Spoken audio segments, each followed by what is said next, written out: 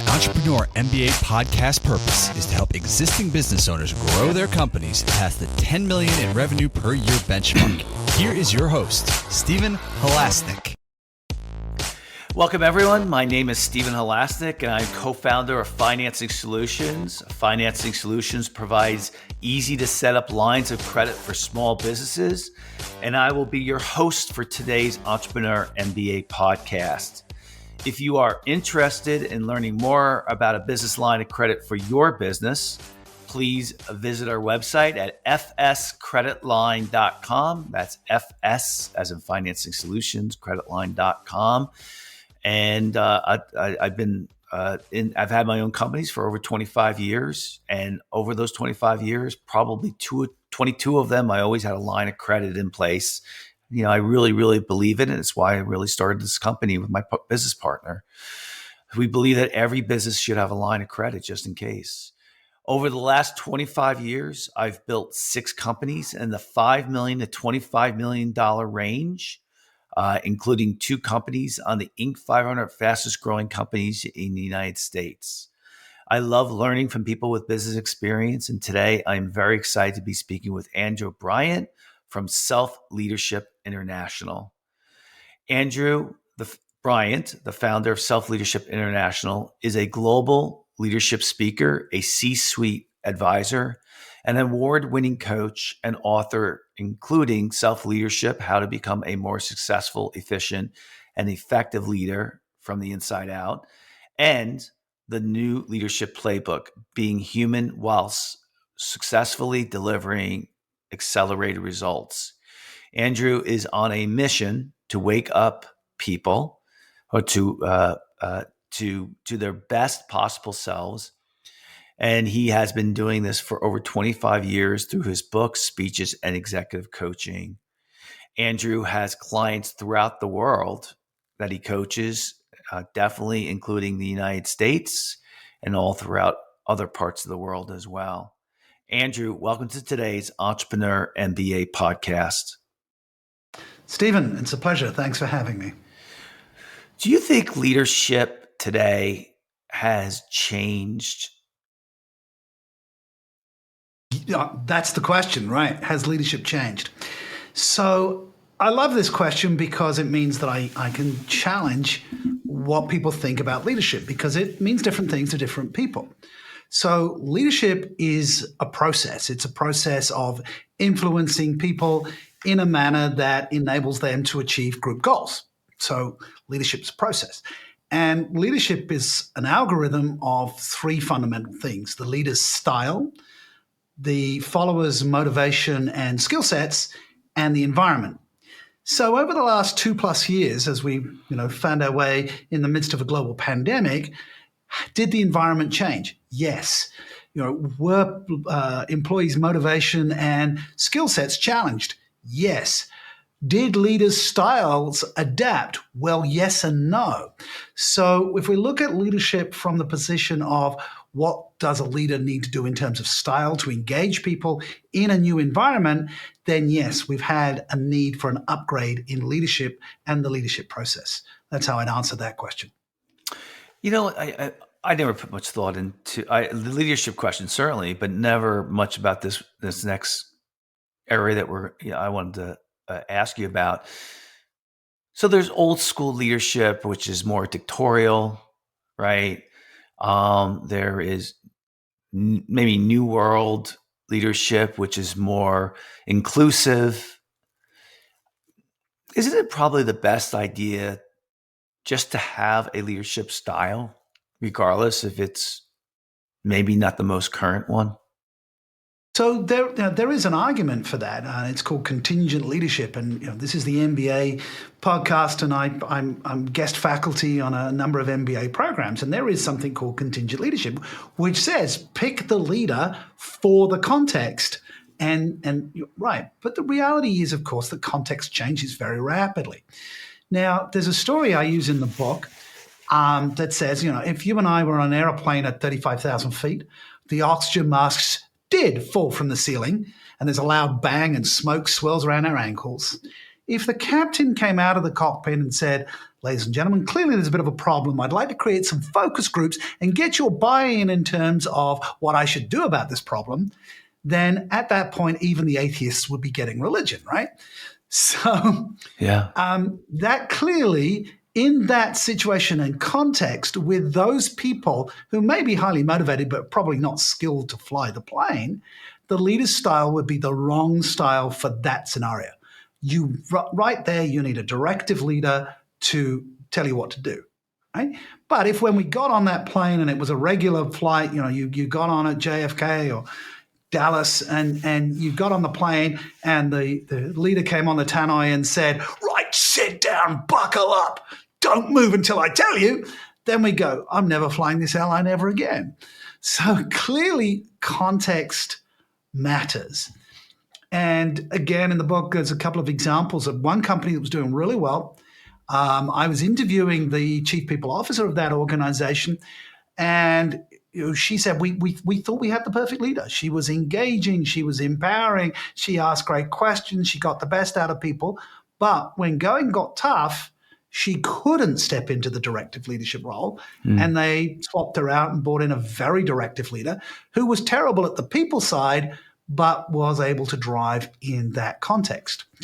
So you can either argue both cases, pick the leader for the situation, or help leaders to have a repertoire of different leadership styles and the ability to read the situation. Yeah, I took me and my wife had taken a parenting seminar, and in that seminar, the guy who was teaching it said that one of the things that children do throughout their lives, not their lives, but as they're growing up, is they try on something, a persona, and see if it matches what they like in themselves. So they'll say, let's see if I like being the shy person in class. Let's see if I like being the leader in class. Let's see if I like being the bully in class. And that's how they learn. Yes, I like this. No, I don't like this.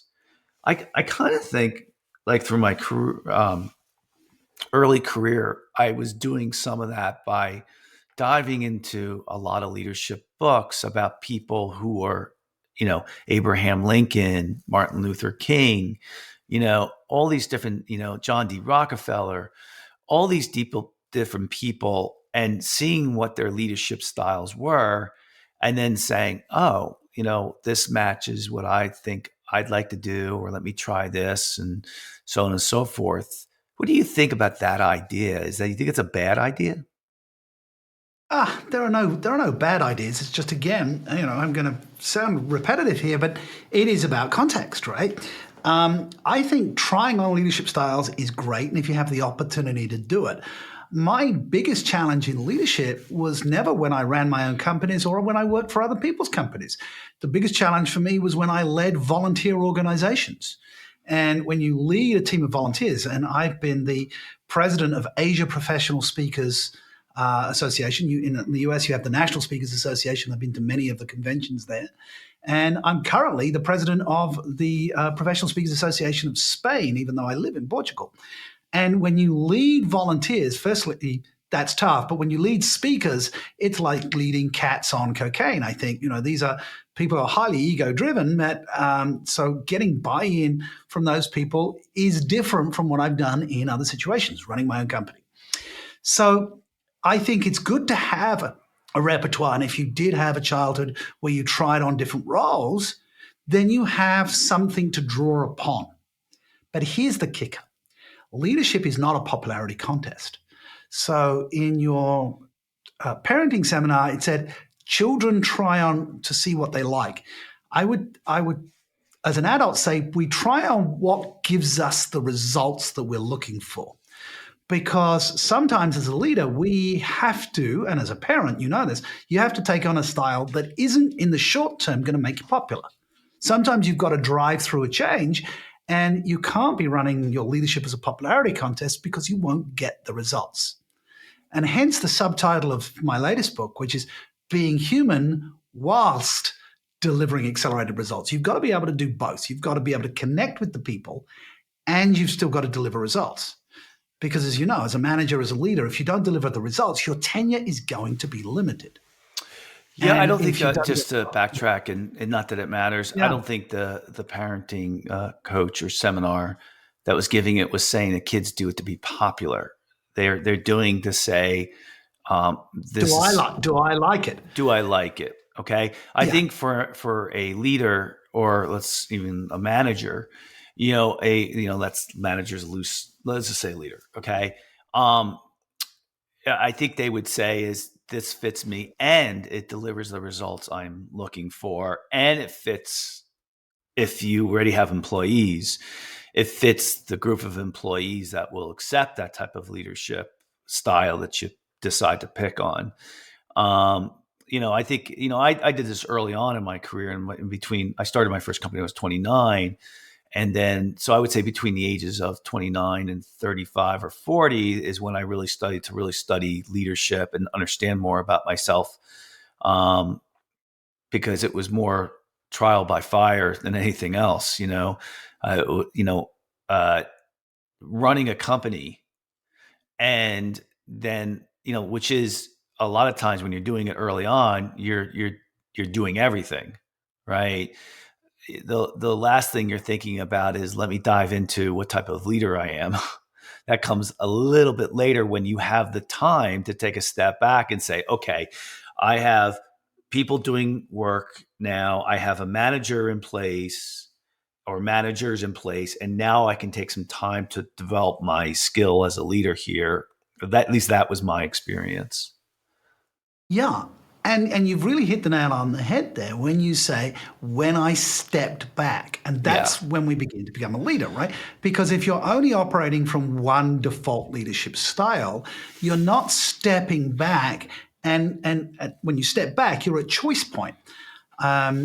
In my 2012 book, Self Leadership: How to Become a More Successful, Efficient, and Effective Leader from the Inside Out, I start with a chess analogy and say, if you were a piece on a chessboard, which would you be? Are you a pawn, pretty helpless and likely to be sacrificed? Or are you more entrepreneurial, like a knight, jumping forwards and sideways, surprising people? Are you somebody who likes to cut through the red tape, like a bishop? Or are you more a stickler for procedures and risk averse, like a rook? And I take the analogy all the way through to the queen and the king. And the thing about chess is it's a game that you have to step back and play the right piece at the right time. And so you've got choices. There's a time to play the rooks. There's a time to play the knights. There's a time to play the bishops. And that's the skill of chess. And the other thing about chess is often you'll feel stuck, right? Somebody else has got you hemmed in.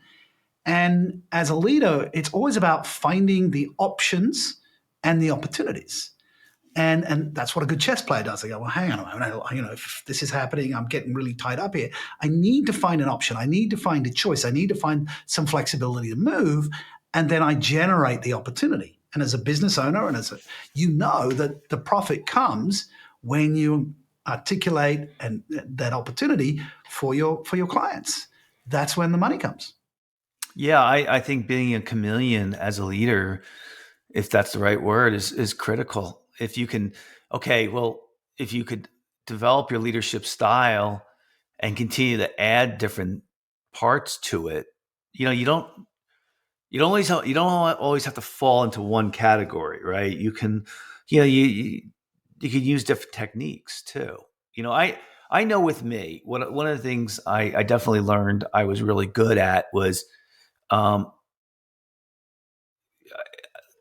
gaining consensus, but that sounds different, not great. But I was really good at knowing where I wanted people to go, but having them come up with the idea and on how to get there, even though I knew that's where I wanted them to go in the first place. So I never loved telling somebody you have to do this. It was very rare for me to do that. I was really good at helping them, convince them to understand why it was in their best interest, or the company's best interest, which is in their best interest, to move in this direction.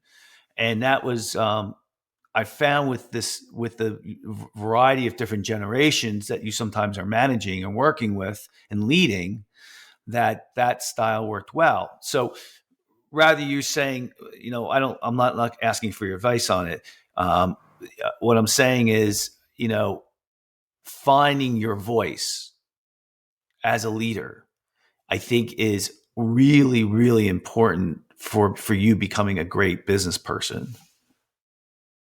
Oh, the two, I absolutely agree. The two are correlated. I think it's very difficult to sustainably run a business unless you've developed the leadership. And the style that you're describing, participative or collaborative leadership, is a great default style to have, right? A collaboration.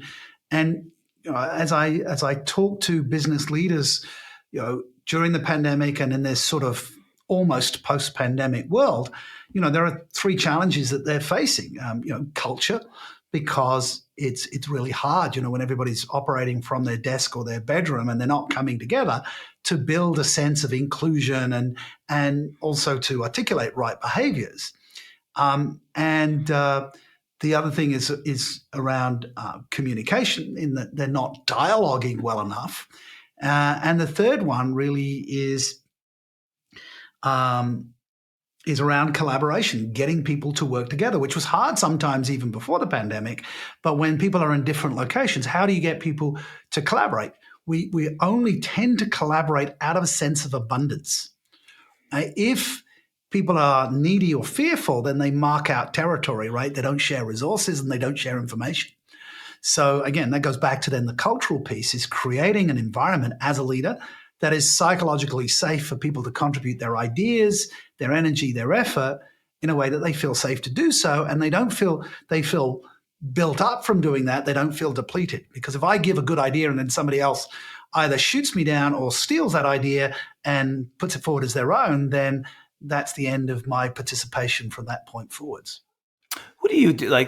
So give me a typical scenario. Why do typically people come to you as a coach? Whether they're coming one-to-one or whether an organization's coming to me is slightly different, right? So, I work as a leadership coach for the executive leadership team, the CEO, the managing director, and, all of the functions, and then cascading that down through an organization. Or sometimes people come directly to me, and they're funding it out of their own pocket. Now, the ones that come to me directly funding it out of their own pocket have recognized that what got them here won't get them to the next level. And in fact, that's a title of a book by a friend of mine, What Got You Here Won't Get You to There, by Marshall Goldsmith. And what people have found is that, they followed the plan. They worked hard at school. They got into a good university. They got a good degree. They did an internship. They got a good job. They went back. They did their master's degree. They worked their tails off.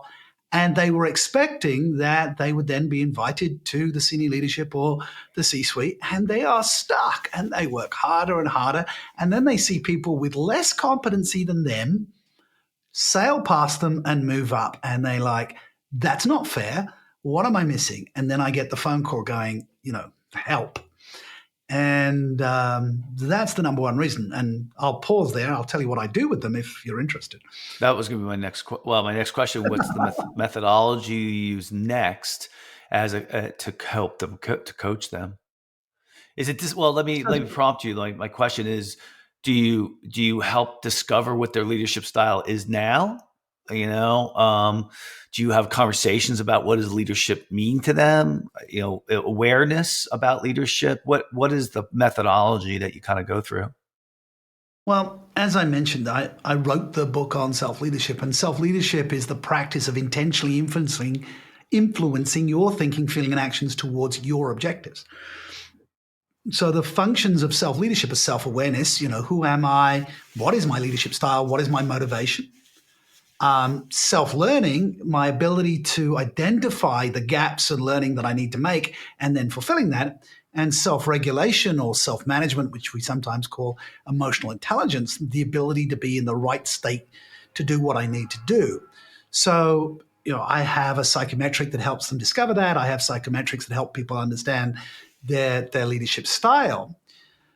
So once somebody's got the self-awareness, which will give them the self-confidence to step up into a leadership position, and if we've had to address any self-esteem issues which were underneath the self-confidence, sometimes people say, I lack confidence, but actually what they do is they're really lacking some level of self-value. And to get into the C-suite, you have to have some fairly healthy entitlement. You have to believe that you belong there. Otherwise, you'll never get invited, nor will you become an entrepreneur and start your own business. Then when we've done that, you look at the executive presence part of which I cover in my new book, because it's one of the principles of leadership, executive presence, the ability to project confidence, gravitas, and poise under pressure, and the ability to read the room. So we make sure they've addressed those. And then the final piece is influence capital. It's not what you know, it's who you know, or it's how you articulate what you know to get the buy-in. And influence capital isn't taught in MBA programs very often, unless I'm doing an external faculty piece and I talk about it. There's an assumption that you will learn this on the way, but sometimes I need to spell it out for people. Let me ask you about Steve Jobs. There are certain leaders, especially today, that we see. I don't know enough about Elon Musk. Jobs I do. Gates is a little different because he was an introvert. But Steve Jobs to me doesn't seem like a leader. Like he seemed like to me like just this huge visionary who just was a bull in a china shop and would just, knock everybody out of his way. And he just had this vision, and not a good man, by the way, in my book. Did he have a leadership style? So this is one of those things that you can't see the wind, but you can see the impact, right? Yes. So if you look at Jobs as a people manager, he was clearly terrible. Yeah. There are some stories, and I quote one in my book around how awful it was to work and how under stress and insecure people felt around him. There clearly were two Steve Jobs. Steve Jobs before he got fired from Apple, and Steve Jobs after he'd gone off to India, meditated, got some self-awareness, built another company, got that company acquired by Apple, and came back to being CEO. He was different. So a charismatic or a visionary leader is a leadership style, and it is the style for the right context.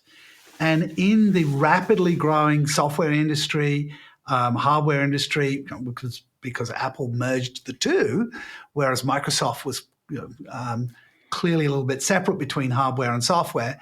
But by being a visionary around offering people an ecosystem and being able to articulate that need to clients, people followed that, right?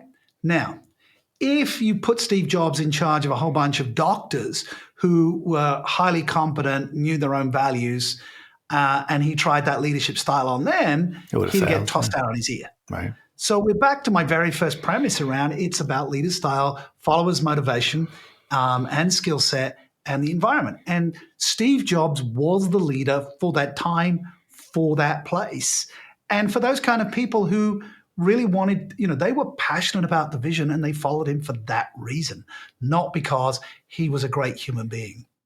So on that note, who is a great leader a good example of someone who has an adaptive style of leadership that uses their leadership based on the circumstances and can adapt well?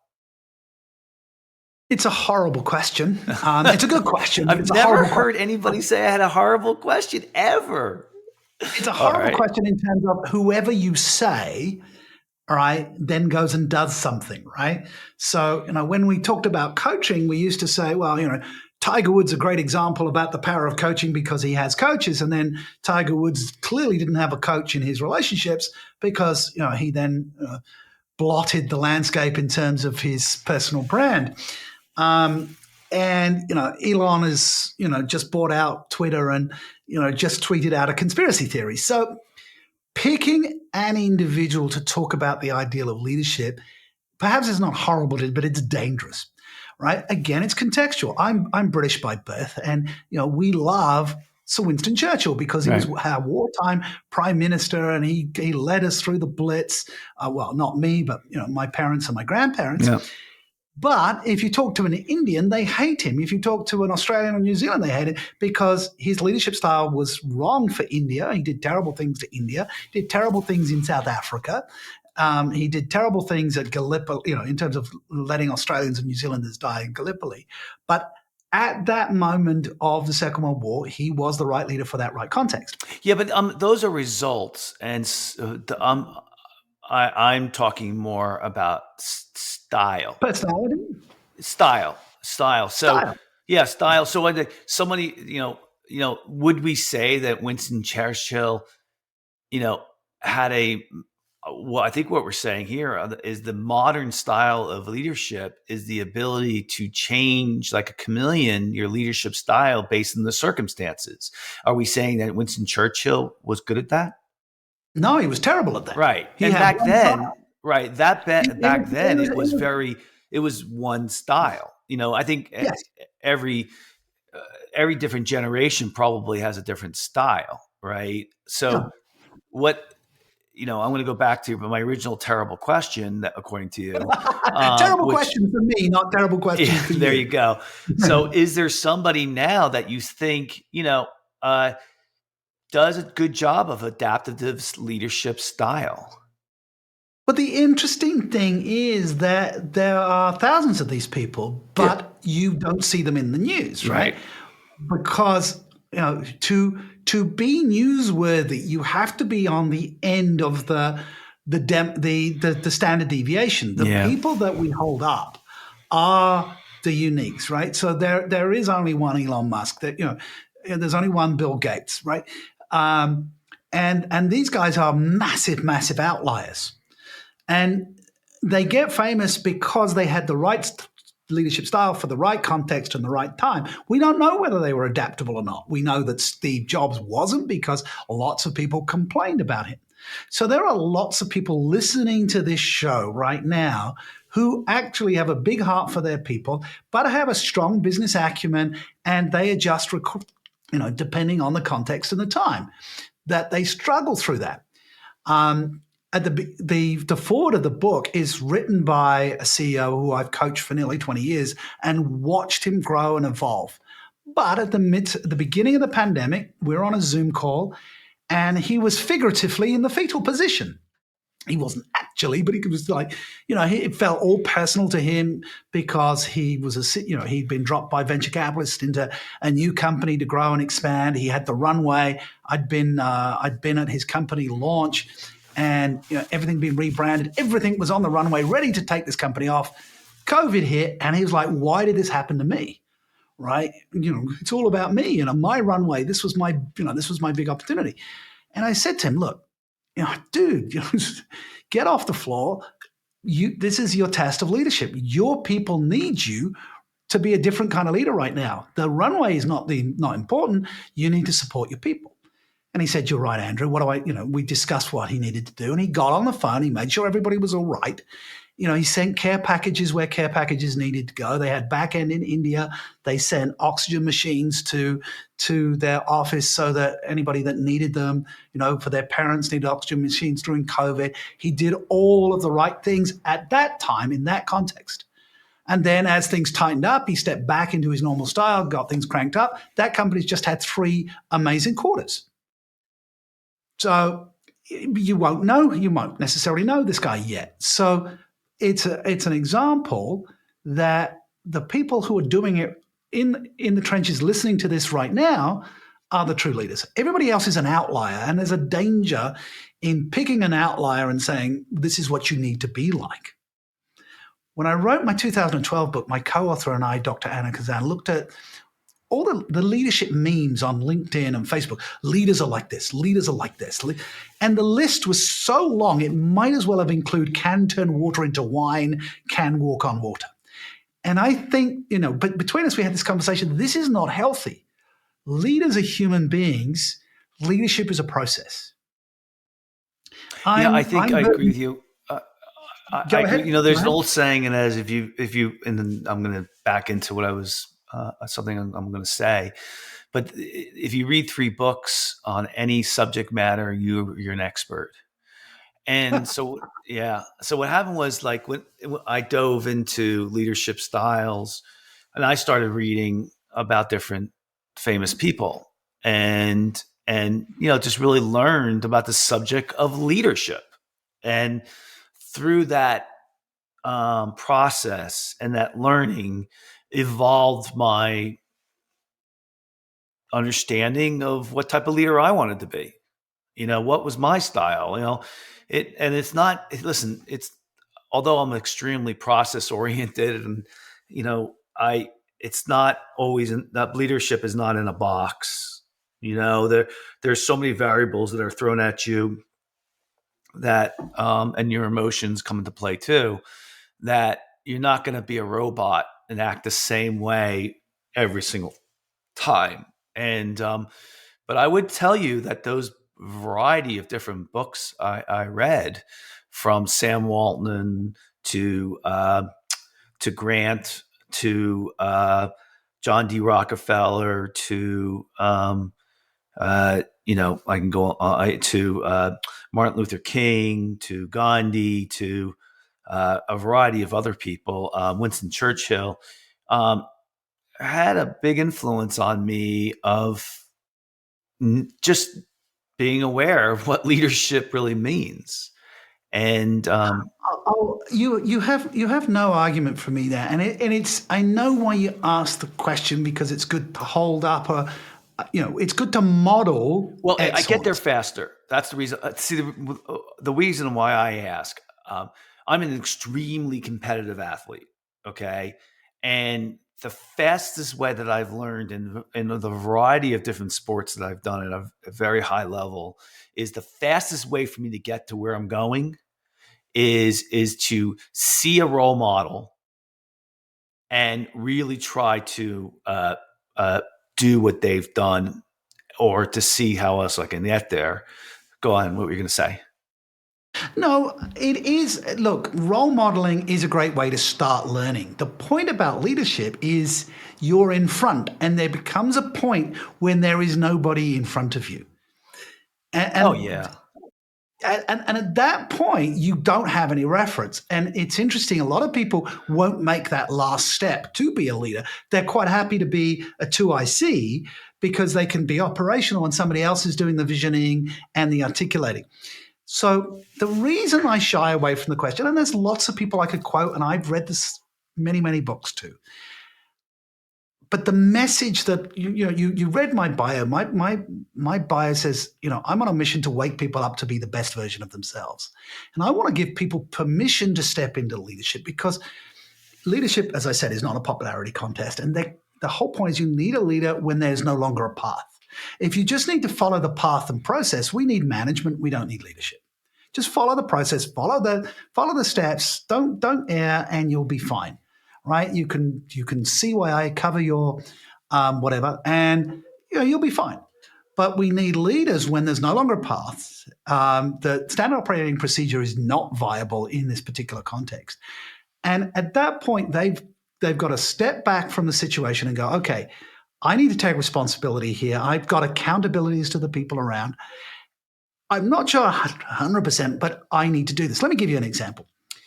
During the Taj Mahal bombing in Mumbai in India, the entire leadership team of a global client, I won't mention who they were in the hotel. Now, since the Manchester United crash, when the entire team got wiped out, HR tend to not to want to fly the whole of global leadership on one plane, but they all get together at the same hotel. And there was a terrorist attack at the Taj Mahal. There's smoke, there's sounds, the sounds of gunfire. And this is a room full of leaders of a huge global organization who you would know. And they're all trying to step up into leadership, but none of them know what to do. And there is a 27-year-old assistant manager, 6 months on the job, who says, you're in my hotel, you follow my instructions, and I will get you to safety. Wow. And her phone rang, and it's her mother. Yes, Mum, I'm all right. I'm doing my job. I'll call you back when I can. And this 27-year-old assistant manager led the senior leaders of a multi-billion-dollar organization to safety. Yeah. Now, when I went in to speak to that company, I learned this story because the speaker before me was there, and he said, "This is what leadership is," and I had to follow that. And honestly, that right there, that 27-year-old in Mumbai, in the midst of a crisis, that's leadership. Yeah. And you'll never know her name. You'll never know her name. Yeah. Well, I think it comes down to the idea is that leadership is an art, not a science. And so as it being an art, it's not something you can easily put a structure behind. And it's as I said at the beginning, it's art. There is a science to it. There are principles, there are frameworks. Yeah. And why I wrote this book is because in the work that I do with my clients, I identified 12 conversations that leaders have regularly, but many leaders struggle with. So, the book has leadership principles, which all leadership books have, but I took the book from 35,000 feet down to the playing field. And that's why I called it a playbook. These are the set conversations: how to have a feedback conversation, how to have an outcome conversation, how to have a difficult conversation, how to have a career conversation, how to have a coaching conversation. And to your point of role modeling, I give some examples and some dialogues of great leaders who've had those conversations in a way that you can say, okay, well, I could say that, and that would prepare me for the conversation I need to have tomorrow afternoon with Samantha or Simon or whoever you're dealing with.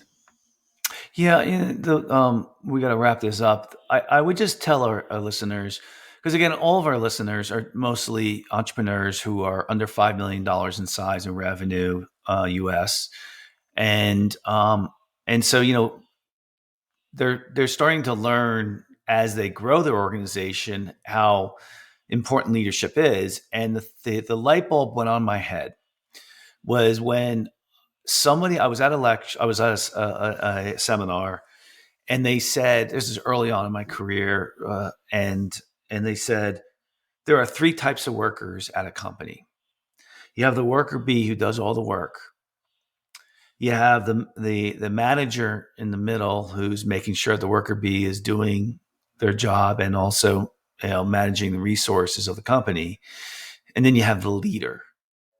And one of the things that I was doing a lot of, like, I was really into, like, I had a coach, and she was the second in command from Michael Gerber, who some of you guys might recognize Michael Gerber because he was famous for saying you should be working on your business, not in your business.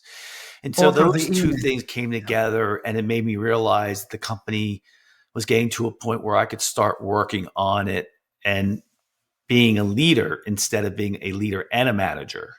And then that's when I hired a second in command, and I was able to move more into understanding leadership and paying attention to it. And that's where I think I made the great strides, not just as a leader, but the company really took off at that point as well. Yeah, that's awesome. And to the point that I said, at some point you realize there's nobody in front of you. Yes. And you have to choose the path. And that's what made me think of it. When you said that, I realized that's what had happened to me at that time. That's good. The only caveat I would say about that is back to my story of the Taj Hotel in Mumbai, is that where is that 27-year-old on that model? Is she a worker bee? No, she's a leader. So organizations that can create a culture where you can bubble up those leaders at all levels of the organization, those are the ones that will scale faster. Well, because yeah. I'm sorry, I cut you off. Your audience that want to get to that particular level, if they make it all about themselves, they're going to hit a ceiling of scale very quickly. Well, listen, many people have a hard time keeping their employees. And if you want to really show how much you care and how much you want your employees, invest training in them.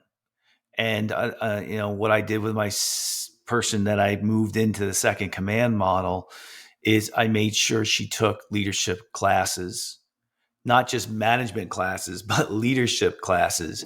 And she stayed with me for 18 years, and she grew really well into those roles. And she became completely loyal to me, worked for me for 2 different companies. So it goes back to the idea of leaders, managers, and worker bees. But it's really good stuff. Listen, that's all the time we have for today. I really enjoyed the conversation we had. It was very interesting. I'd like to thank so very much Andrew Bryant from Self Leadership International for coming on today's podcast. And if you like today's podcast, please feel free to share it with a friend and also subscribe on your favorite podcasting app. I think this is like my 210th episode, and the leaders that I have on here, like Andrew, are just fantastic for helping you think outside the box. And please, if you also liked this episode or any of the other ones are willing to give us 5 stars, please give us a review. It helps us get the word out. And if you're looking for a line of credit for your business, you can call us at 862-207-4118 or visit our website at fscreditline.com. That's FS as in Financing Solutions, creditline.com. Andrew, if anyone wants to get in touch with you, how would they go about doing that? So the easiest place to find me is selfleadership.com, and there's a link to the book there. There is a dedicated domain, thenewleadershipplaybook.com. And if you have a question for me, the best place is to connect with me on LinkedIn and ping me a question there. Great. Thanks for coming on. My pleasure. So like the summary for today, the thing that my takeaway was, let's go back to something I originally said, and that is about diving into a subject matter. And I think, picking up one of Andrew's books, he seems to be really knowledgeable about this stuff. He's done it for a long time. Picking up one of his books and starting off by reading one book on leadership. And then I think your leadership style will start to becoming more and more self-aware,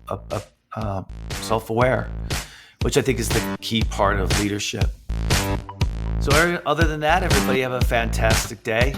And make sure you take good care of yourself. That's an important part of being a good leader. It's a long road, this entrepreneurship thing. It's a marathon, not a sprint. Have a great day.